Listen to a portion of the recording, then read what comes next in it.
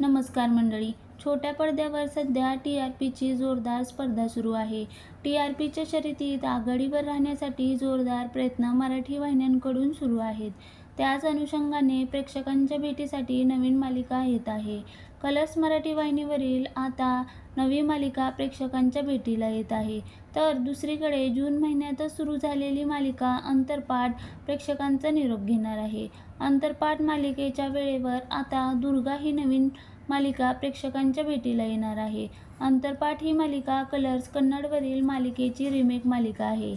ही मालिका कन्नडशिवाय तमिळ, हिंदी आणि गुजराती या भाषेतही प्रसारित झाली होती. त्यातील कन्नडमधील मालिकेला चांगला प्रतिसाद मिळाला होता. तर इतर भाषेत रिमेक झालेल्या मालिकेने वर्षभरही पूर्ण केले नाही. बालपण खडतर वाईट घटनांचं असेल तर ती व्यक्ती बालपणापासून एका वेगळ्याच वातावरणात वाढते. एकतर ती खंबीर होते किंवा खचते.